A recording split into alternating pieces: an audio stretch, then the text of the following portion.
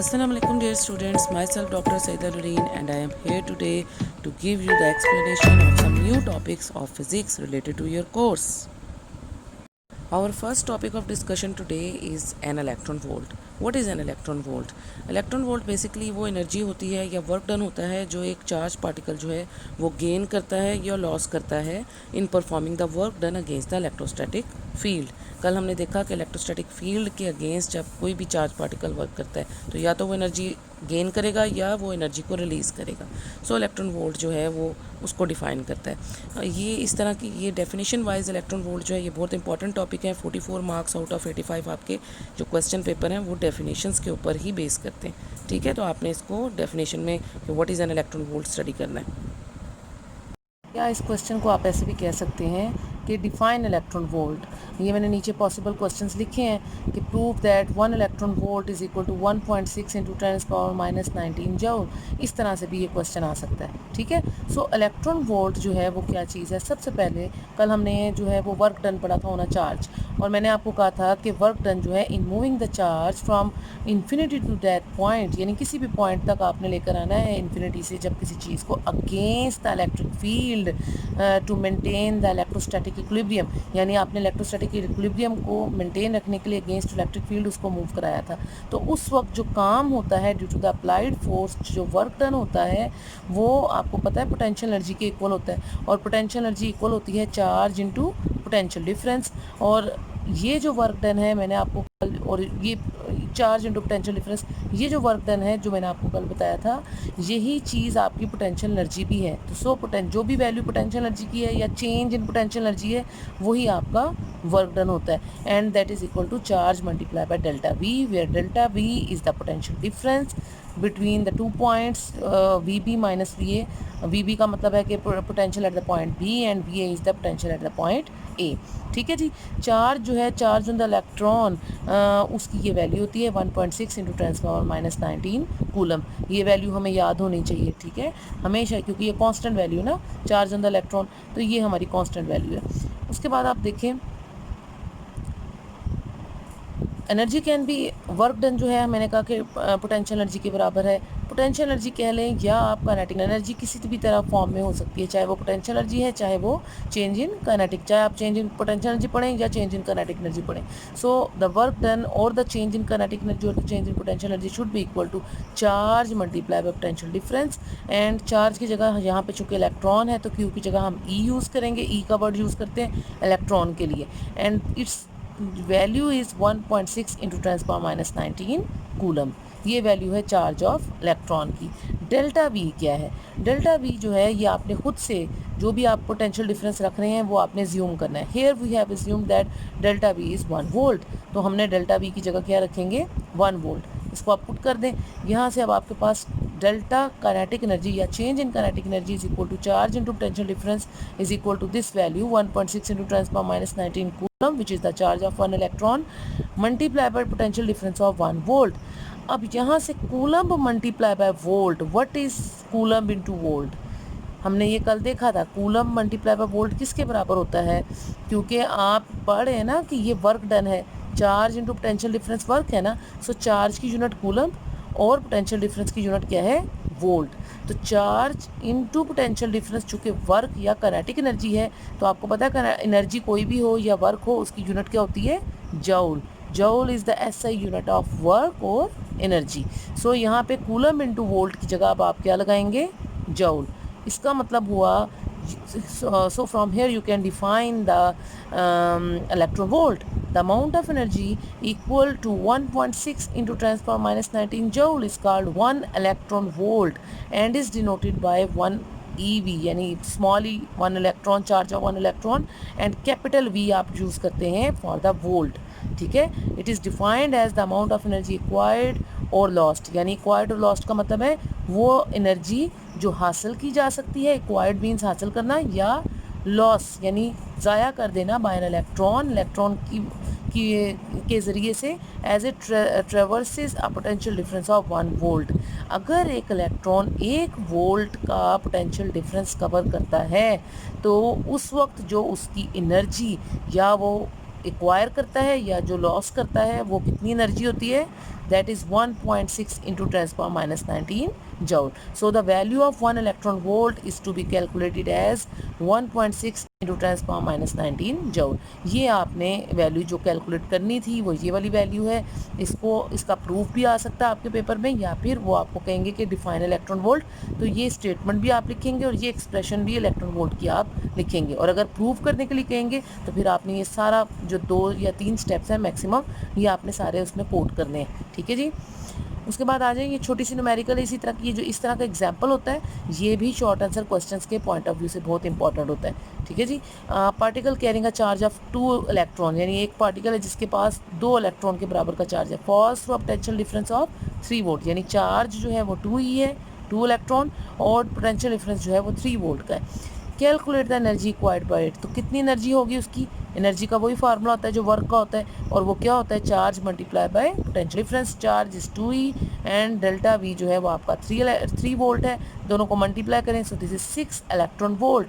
और अगर वो आपको कहें कि आपने इसकी एनर्जी, इधर तो उन्होंने अभी आपको मेंशन नहीं किया, लेकिन मोस्टली फिर वो मेंशन भी करते हैं कि calculate the energy required by it in joule या इन एसआई यूनिट. तो एसआई यूनिट तो एनर्जी की आपको पता है ना, जूल ही है. इलेक्ट्रॉन वोल्ट तो उसकी स्मॉल यूनिट है किसी भी चार्ज की. ठीक है. तो आपने फिर इस इलेक्ट्रॉन वोल्ट को जूल में कन्वर्ट करना है. इलेक्ट्रॉन वोल्ट भी एनर्जी या वर्क की यूनिट है, लेकिन ये किसी चार्ज पार्टिकल के लिए या इलेक्ट्रॉन की जो है स्मॉल पार्टिकल की एनर्जी है या वर्क होता है. ठीक है. तो अगर हमने इसे एसआई यूनिट में करना है, सिस्टम इंटरनेशनल यूनिट्स में, तो आप इसे जूल में कन्वर्ट कर सकते हैं. कैसे कन्वर्ट करेंगे, आपको पता है 1 इलेक्ट्रॉन वोल्ट किसके बराबर है, 1.6 इंटू 10 पावर माइनस 19 जूल. तो आप यहाँ पर इस इलेक्ट्रॉन वोल्ट ईवी की जो वैल्यू है वो ये पुट कर सकते हैं, 1.6 इंटू 10 पावर, और ये 6 ऑलरेडी मल्टीप्लाई हो रहा है ना, तो 6 multiply by 1.6 into 10 power minus 19 joule. तो आप मल्टीप्लाई कर लें इसको, तो ये बन जाएगा 9.6 इंटू 10 पावर माइनस 19 जूल. क्योंकि ज़्यादातर अगर वो आपको ना भी कहें तो ये चीज़, one thing you have to remember कि आपने हमेशा जब भी कैलकुलेशन करते हैं तो आप, जैसे आप अपना डाटा जो है, जो भी आप लिखते हैं डाटा, मैंने आपको पहले भी शायद बताया हो कि डाटा को आपने एसआई यानी सिस्टम इंटरनेशनल यूनिट्स में लिखना होता है. तो जब डाटा आप सिस्टम इंटरनेशनल यूनिट्स में लिखते हैं तो आज your answer should also be in system international unit. तो आपका जो फाइनल आंसर होना चाहिए वो एक तो standard compact power of 10 form. Prefix अगर यूज़ होती है, इधर चूँकि यूज़ नहीं हो रही तो हम नहीं कर रहे, तो प्रीफिक्स भी यूज़ कर सकते हैं, और सिस्टम इंटरनेशनल फॉर्म में उसकी यूनिट जो है वो उस फॉर्म में लिखनी चाहिए. ठीक है जी. इसलिए हम इसको कन्वर्ट कर लेंगे चाहे वो ना भी कहें. ठीक है जी. तो ये एमसीक्यूज़ के पॉइंट ऑफ व्यू से ये क्वेश्चन जो एग्जांपल है ये इंपॉर्टेंट है. उसके बाद आ जाए, what is the difference between electric and gravitational forces.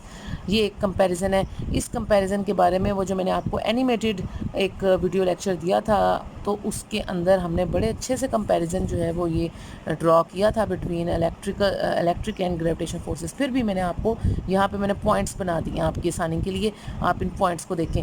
Number 1, the electric force between 2 charges. आपने जो भी कूलम्स फोर्स पढ़ी है इलेक्ट्रिक फोर्स, वो 2 चार्जेस के दरमियान में उसकी वैल्यू क्या है, F is equal to Q1 Q2 over 1/4 pi epsilon naught. ये K होता था ना कांस्टेंट, और साथ होता था Q1 Q2 over R square. So this is the Coulomb's force.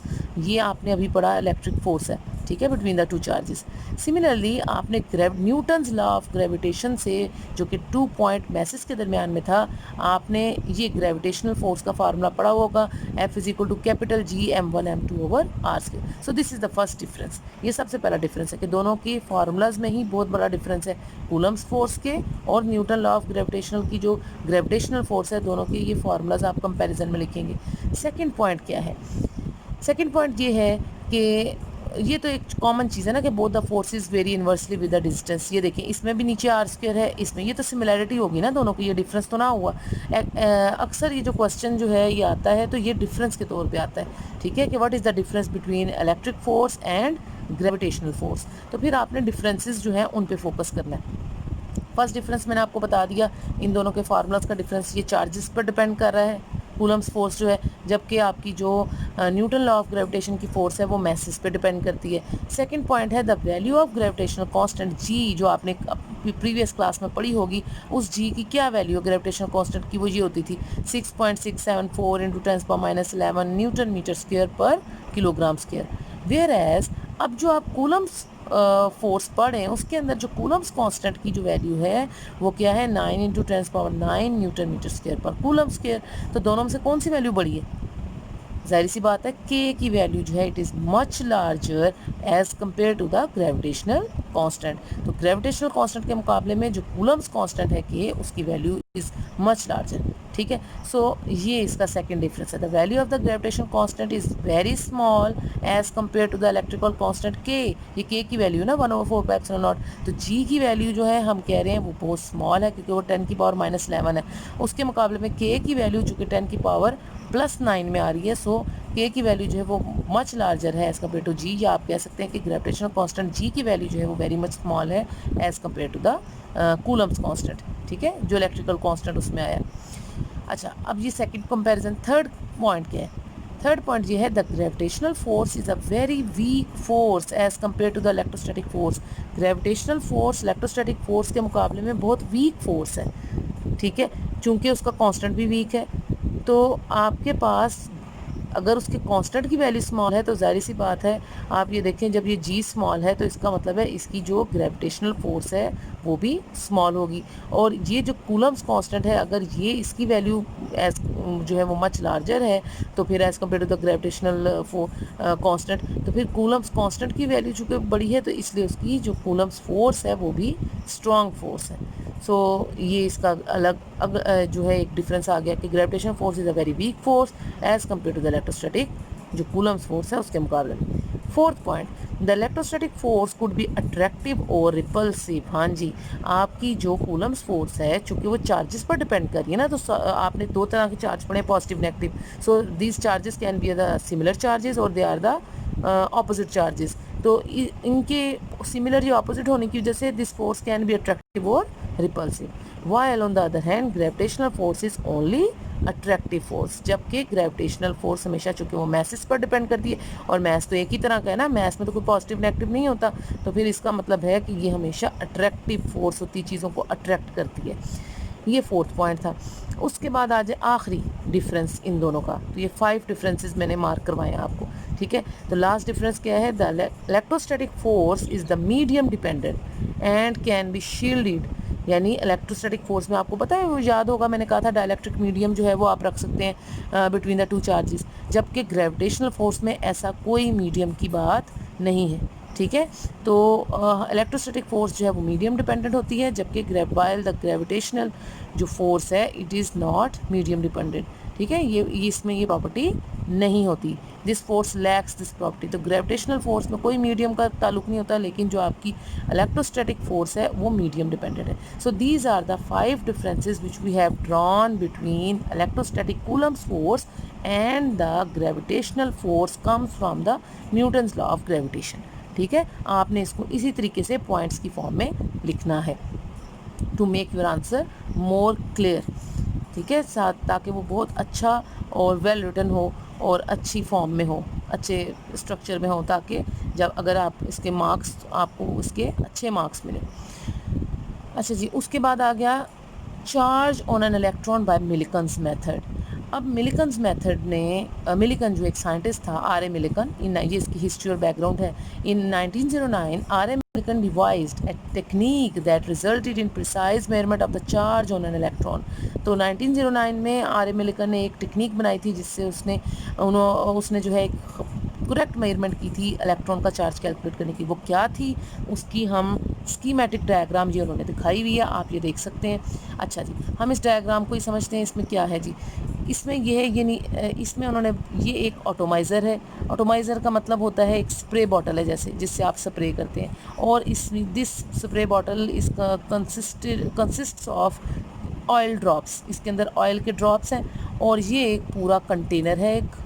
ठीक है, और इस कंटेनर सी के अंदर ये एक विंडो 1 है। विंडो 1 से क्या हो रहा है कि आप लाइट एक एंटर करेंगे ना, ये सोर्स ऑफ लाइट है, उसके आगे आपने बाय कन्वेक्स लेंस रखा है ताकि लाइट इधर उधर डिस्पर्स ना करे और वो सीधी फोकस होके, कन्वेक्स लेंस लाइट को फोकस कर देता है और वो फोकस होके अंदर जो कुछ भी होगा वो आपको विजिबल करे आपके लिए।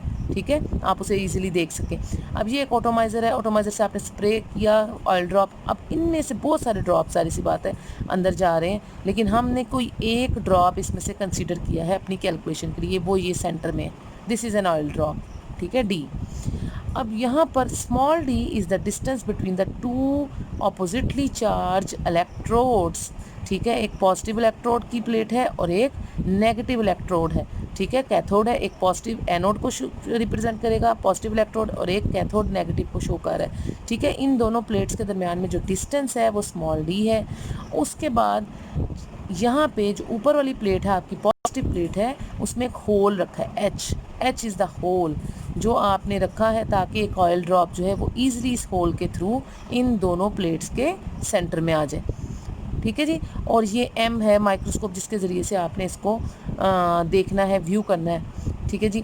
और उसके बाद ये विंडो ये एक दूसरी विंडो रखी हुई है W2, और ये W2 विंडो इसलिए रखी है कि यहाँ से आप 2 वायर्स के ज़रिए से इसको एक पोटेंशियल डिफरेंस V सप्लाई कर सकें इस पूरे सर्किट, इस पूरे जो आपने सर्किट एक कनेक्ट कर लिया है, एक पूरा जो एक सेटअप कनेक्ट किया है उसको आपने एक इलेक्ट्रिसिटी देनी है, यानी बिजली प्रोवाइड करनी है, ठीक है। तो वो बिजली जो आप उसको प्रोवाइड करेंगे पॉजिटिव नेगेटिव एक सेल की फॉर्म में या एक बैटरी की फॉर्म में, वो वोल्टेज आप इधर से सप्लाई करें, ठीक है जी। और ये P और P प्राइम जो है, P जो है वो अपर प्लेट है और P प्राइम जो है वो आपकी लोअर प्लेट है।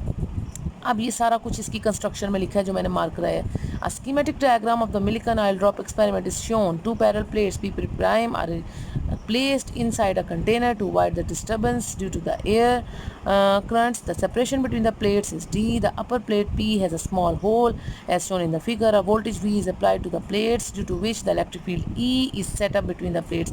हाँ, ये इंपॉर्टेंट चीज़ है कि अगर आप वोल्टेज देंगे तो ही इलेक्ट्रिक फील्ड आएगी ना, अदरवाइज बिजली कहाँ से प्रोड्यूस, ये जो पॉजिटिव और नेगेटिव इलेक्ट्रोड से आ रहे हैं इन पे पहले का तो चार्ज नहीं है ना, ये पॉजिटिव, ये जो पॉजिटिव इलेक्ट्रोड है ये किसकी वजह से पॉजिटिव है, क्योंकि आपने इसको बैटरी के पॉजिटिव से कनेक्ट किया है, और ये जो नेगेटिव इलेक्ट्रोड है ये किसकी वजह से नेगेटिव है, क्योंकि आपने इसको बैटरी के नेगेटिव से कनेक्ट किया है, तो फिर वो इसी वजह से उसके ऊपर चार्ज आ रहा है ना, तो चार्ज होगा, वोल्टेज सप्लाई करेंगे तो ही आपके पास चार्ज होगा तो ही आपके पास इलेक्ट्रिक फील्ड भी जनरेट होगी, ठीक है। तो ये बातें आपने इंपॉर्टेंट बातें हैं। The magnitude of its value is, ये पोटेंशियल ग्रेडियंट का फार्मूला जो आपने प्रीवियस लेक्चर में पढ़ा है, लेकिन उसके साथ नेगेटिव साइन आता था पहले, E is equal to minus delta V over delta R, small distance होता था, यहाँ हम डेल्टा R की बजाय D एक distance between the plates consider कर रहे हैं, ठीक है। और डेल्टा V की बजाय मैंने आपको कहा था आप वोल्टेज के लिए V भी यूज़ कर सकते हैं, दैट्स अप टू यू। और माइनस साइन इग्नोर क्यों कर रहे हैं, क्योंकि जब चूँकि हम मैग्नीट्यूड्स की बात कर रहे हैं ना, और तो हम यहाँ पर उसके नेगेटिव साइन को कैलकुलेशंस में इग्नोर कर देते हैं, ठीक है, क्योंकि हम सिर्फ उसका मैग्नीट्यूड ले रहे हैं, स्केलर फॉर्म ले रहे हैं, तो उसमें फिर नेगेटिव साइन हम उसका कंसीडर नहीं करते। नेगेटिव साइन सिर्फ ये शो करता था कि पोटेंशियल जो है उसमें ग्रेडियंट आता है in the direction of electric field, तो वो हम इधर डायरेक्शन की बात ही नहीं कर रहे, ठीक है। तो an atomiser A is use for spraying the oil drops, ये मैंने आपको बताया, into the container through a nozzle, ये उसकी नोजल के ज़रिए से आप एटोमाइजर को स्प्रे करेंगे, उसके ज़रिए से स्प्रे के ड्रॉप्स जो हैं वो बाहर आएंगे, और ये सारी उसकी सेटअप उन्होंने दिखाया। The oil drop gets charge, चूँकि वो जब वो इन दो प्लेट्स के बीच में आ जाएंगे तो ऑयल ड्रॉप्स कैसे हो जाएंगे, उनके ऊपर चार्ज आ जाएगा because of the friction between the walls of the atomiser and the oil drops, ठीक है जी। अब क्या होगा, these oil drops are very small and are actually in the form of mist किसको कहते हैं, फॉग, यानी एक धुएं की फॉर्म में, यानी इतने छोटे छोटे ड्रॉप्स होंगे कि जैसे कि धुंधनी इकट्ठी हो जाती, उस तरह से एक पूरा सेटअप जनरेट हो जाएगा इस कंटेनर सी के अंदर, ठीक है। तो वो इसीलिए तो हमने वो फिर लाइट सोर्स का बंदोबस्त किया है, क्योंकि जब अंदर सारा धुआं हो जाएगा, मिस्ट हो जाएगी, तो आपको कुछ भी नज़र नहीं आएगा कि अंदर क्या हो रहा है, उसके लिए फिर ये लाइट सोर्स लगाइए ताकि आपको रोशनी हो तो आपको नज़र आए। Some of this drops happen to pass through the hole in the upper plate, कुछ ड्रॉप्स ऊपर वाली प्लेट से इधर नीचे आ जाएंगे, तो स्पेस में the space between the plates is illuminated, रोशन हो जाएगी आप लाइट की वजह से, through the source and through the lens cell window 1 आप यूज़ करें। The path of the motion of this drops can be carefully observed by the microscope, ये जो आपने माइक्रोस्कोप लगाया है इसके ऊपर M, इसके ज़रिए से आप उसका सारा पाथ या उसका ट्रैक जो है वो आप देख सकते हैं कि कैसे ऑयल ड्रॉप बीच में जा रहा है, कैसे उस पर चार्ज आ रहा है और वो क्या रोल प्ले कर रहा है, वो आप सारा कुछ उसकी देख सकते हैं वर्किंग, ठीक है जी। अब आ जाएं इसकी हम डेरिवेशन की तरफ। डेरिवेशन किस तरह से करेंगे, ये उसकी डेरिवेशन, यहाँ पे आप हेडिंग दे सकते हैं, given drop between the two plates, यहाँ पे आप डेरिवेशन की हेडिंग भी दे सकते हैं, ठीक है जी। उसके अब आपने क्या करना है, this is an oil drop, इस ऑयल ड्रॉप के ऊपर दो फोर्सेस लग रही हैं, इक्वल एंड ऑपोजिट। एक वो फोर्स है जो उसके अपने वेट की वजह से है, ठीक है। और वेट जो है वो हमेशा डाउनवर्ड एक्ट करता है किसी भी चीज़ का। सो वेट इज इक्वल टू या जो ग्रेविटेशनल फोर्स है या जो वेट है वो किसके बराबर है, एम जी के। और उसके ऊपर जो फोर्स लग रही है that is the electrostatic force. F is equal to Q E जो आपने पढ़ी हुई है। दोनों forces, both of these forces are equal and opposite so that they will balance out each other. वो एक दूसरे को बैलेंस कर लेंगी और वो जो आपका ऑयल ड्रॉप है वो आपके स्टैटिक हो जाएगा। यानी आप देखेंगे कि वो दोनों प्लेट्स के दरमियान में यहाँ पर आके सेंटर में आके खड़ा हो जाएगा। वो खड़ा इसलिए हो जाएगा क्योंकि उस पर दो फोर्सेस एक्ट कर रही हैं, एक अपवर्ड इलेक्ट्रोस्टैटिक फोर्स और एक डाउनवर्ड फोर्स जो है ग्रेविटेशनल फोर्स, और दोनों forces equal and opposite balance कर रही हैं एक दूसरे को। अच्छा, अब इन दोनों की वैल्यूज चूंकि ये बैलेंस कर रही हैं तो you can write F E electrostatic force should be equal to gravitational force F G. F E की वैल्यू क्या है, क्यू ई, और एफ जी क्या है, वेट, उसकी वैल्यू एम जी। ठीक है। अब यहाँ से E की वो जो पोटेंशियल ग्रेडियंट वाली वैल्यू मैंने आपको बताई है ऊपर जो हमने पढ़ी है कि E is equal to V over D, वो आप इधर पुट कर सकते हैं, यहाँ पे आप पुट करें। So what should we get, we can get Q E की जगह आप क्या डाल रहे हैं, V by D. So Q V over D is equal to M G.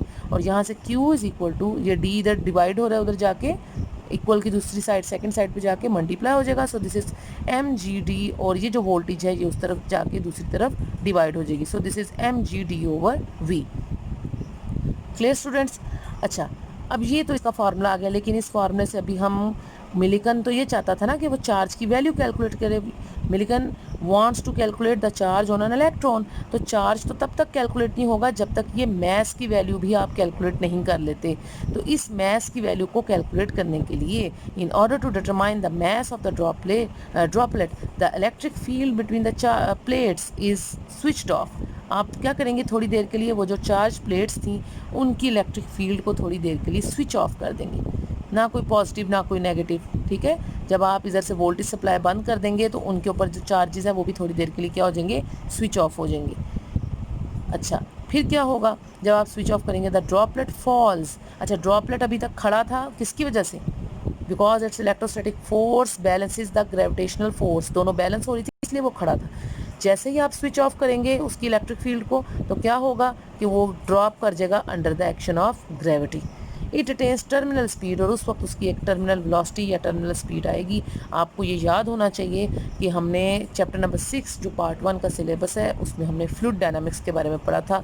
और आपका जो ऑयल ड्रॉपलेट है वो है तो एक फ्लूइड ही ना, तो फिर उसकी कोई ना कोई टर्मिनल स्पीड, एक स्मॉल कांस्टेंट स्पीड होगी जिससे वो मूव करेगा और नीचे की तरफ under the action of gravity अपने वेट की वजह से नीचे की तरफ ड्रॉप करेगा। Almost at the instant the electric field is switched of. जैसे ही आप उसकी इलेक्ट्रिक फील्ड स्विच ऑफ करेंगे साथ ही वो नीचे की तरफ ड्रॉप कर जाएगा। इट्स टर्मिनल स्पीड, और कितनी स्पीड के साथ, टर्मिनल स्पीड के साथ। It's terminal speed is determined by timing the fall of the droplet. आप जो ड्रॉपलेट का फॉल है उसकी टाइमिंग नोट करके आप उसकी टर्मिनल स्पीड भी कैलकुलेट कर सकते हैं। ठीक है जी, ओवर अ मेजर डिस्टेंस। अब आप लगाएंगे Stokes law, because your oil droplet is a fluid. चूंकि वो फ्लूइड है तो जितने भी फ्लूइड्स हैं, चाहे वेदर दे आर लिक्विड्स और दे आर गैसेस, आपने पढ़ा है कि आप उन पर स्टोक्स लॉ लगा सकते हैं। And what is Stokes law, Stokes law gives you a drag force. Stokes law आपको हमेशा क्या देता है, ड्रैग फोर्स, और ये आपने फ्लूइड्स में पढ़ी हुई थी।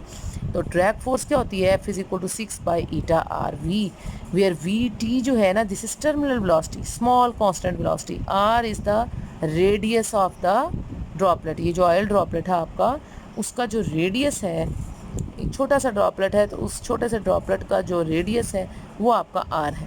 ठीक है, जिस स्पीड से वो नीचे की तरफ आ रहा है वो टर्मिनल स्पीड है।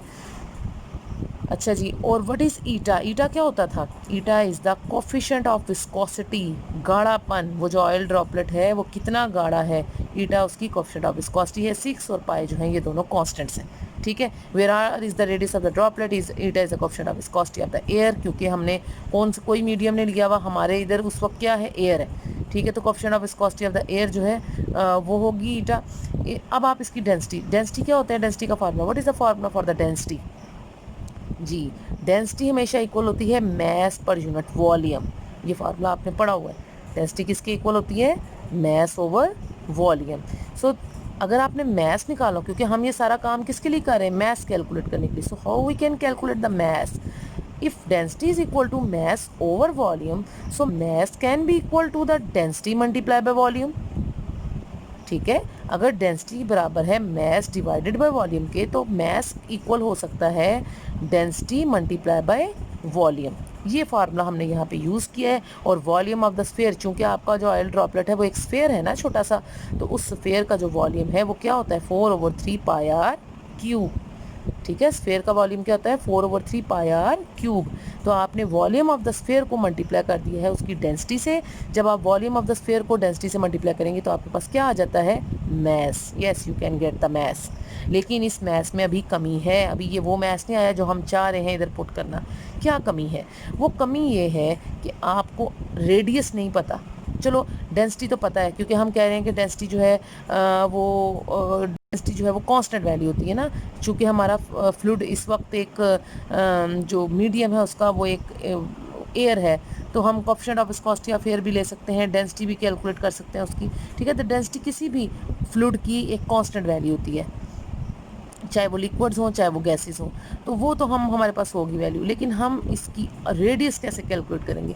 अब आप ये फार्मूला यहाँ पे यूज़ करेंगे कि weight should be equal to drag force. ठीक है, जैसे हमने पिछला फार्मूला यूज़ किया था कि weight is equal to the electrostatic force. हमने पहले वो फार्मूला यूज़ करके ये इक्वेशन निकाली थी ना, इक्वेशन नंबर 12.44, ये कि weight is equal to the electrostatic force. अब हम कह रहे हैं, और उससे आपने ये वाली एक्सप्रेशन निकाली थी। ठीक है जी, Q is equal to mg और v। अब मैस निकालने के लिए हम ड्रैग फोर्स को यूज़ करेंगे, और हम कह रहे हैं कि weight is equal the drag force. अब वेट अगर ड्रैग फोर्स के बराबर है, इसका मतलब है mg should be equal to, drag force को आप FD से भी डिनोट करते थे या F से भी डिनोट कर सकते हैं। ठीक है, अब आपने वही formula weight is mg, m आपने क्या निकाला है 4/3 pi r cube multiply by density. ये मैस है आपका 4/3 pi r cube multiply by density. So this is m and multiply by g, this is weight. ठीक है, तो मैस मल्टीप्लाई बाय g, ये वेट आ गया, and weight is equal to drag force. What is drag force? Drag force is 6 pi eta R v terminal. So ये drag force है। तो ये weight equal to the drag force आपने करके, ये एक आर तो कैंसिल हो जाएगा ना इस आर क्यूब से, तो ये आर स्क्वायर आ जाएगा, पाई पाई से भी कैंसिल हो जाएगा, और ये आप क्रॉस मल्टीप्लिकेशन करेंगे 3 उस तरफ जाके 6 3 ज़ा 18 हो जाएगा, और 18 डिवाइडेड बाय 4 जब आप करेंगे तो यहाँ से 9/2 की वैल्यू बन जाएगी। ठीक है जी, तो so this is R square is equal to 9 eta V terminal over 2 rho G. ठीक है, ये अब वो फार्मूला आ गया जिससे आप रेडियस ऑफ द उस ऑयल ड्रॉपलेट, वो जो स्मॉल स्फेयर है उसका रेडियस कैलकुलेट कर सकते हैं। और जब आप रेडियस कैलकुलेट कर लेंगे so you can calculate the mass also. ठीक है, रेडियस आ जाएगा, रेडियस की वैल्यू को आप इधर पुट करेंगे 12.45 इक्वेशन में। जब रेडियस की वैल्यू पुट करेंगे तो you can also calculate the mass. और वो मैस जब आ जाएगा, so put this value of mass, कहाँ के लिए निकाल रहे थे हम मैस, किस इक्वेशन में डालनी है आपने mess. So you have to put the mass value in equation number 12.44। यहाँ पे आप mass की वैल्यू पुट करेंगे तो आपके पास चार्ज जो है वो भी एवेल्यूएट आप कर सकते हैं, जो कि मिलिकन ने किया था। और वो मिलिकन ने जब उसकी वैल्यू सब्स्टिट्यूट की तो फिर ये इसका रिजल्ट आ गया। Millikan measured the charge on many drops and found that each charge was an integral multiple of the minimum value of the charge equal to 1.6 into 10⁻⁻19 coulomb. यानी उसने देखा बहुत सारे, उसने पार्टिकल्स के बाद देखा बहुत सारे चार्ज, जो आपके ऑयल ड्रॉपलेट्स के ऊपर चार्ज कैलकुलेट किया, और उसने देखा कि हर दफ़ा जो वैल्यू आ रही है वो इसी वैल्यू की मल्टीपल में आ रही है, इंटीग्रल मल्टीपल आ रही है। ठीक है, तो उसने फिर कहा कि ये जो वैल्यू है this is the charge of electron.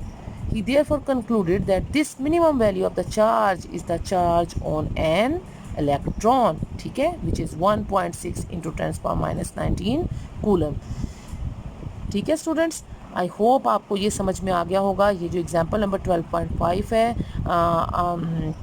मैं सजेस्ट करूँगी आपको, रेकमेंड करूँगी कि you have to try this example by your own. आप इसको ट्राई करें, इसमें वैल्यूज़ पहले आप इसका डाटा बनाएं, जो डाटा गिवन डाटा है। आपको पता है डाटा में दो चीज़ें लिखते हैं, एक उसकी गिवन वैल्यूज़ और दूसरी the values you are required, यानी जो वैल्यूज़ आपको रिक्वायर्ड होती हैं वो वैल्यूज़, और जो गिवन वैल्यूज़ होती हैं उन्हें इकट्ठा लिखकर आप उसका डाटा पहले ड्रॉ करते हैं। जब डाटा मिल जाएगा, डाटा इकट्ठा लिख लेंगे, तो फिर आप उसकी ये एक स्मॉल एक फार्मूला लगाया है Q इक्वल टू mg/v। तो वो आपने सारी वैल्यूज़ उन्होंने आपको दी हुई हैं, उन्हें पुट करके आपने उसका चार्ज जो है वो भी ड्रॉपलेट का चार्ज वो भी कैलकुलेट कर सकते हैं आप। ठीक है जी, तो ये एग्जांपल्स आप साथ साथ ही जितने भी क्वेश्चंस हम करते जा रहे हैं साथ साथ उनकी जो एग्जांपल प्रॉब्लम है उनको आप सॉल्व करें। ठीक है, क्योंकि ये सॉल्व फॉर्म में और छोटी छोटी एग्जांपल्स हैं, और स्पेशली इस तरह की जो छोटी छोटी एग्जांपल्स हैं ये आपको MCQs में या शॉर्ट आंसर क्वेश्चंस में वो इस फॉर्म में दे सकते हैं। That's all for today, students. You can subscribe, like, share my channel, and press the bell icon for future notifications. Thanks for your attention. Till then, take care. Allah Hafiz.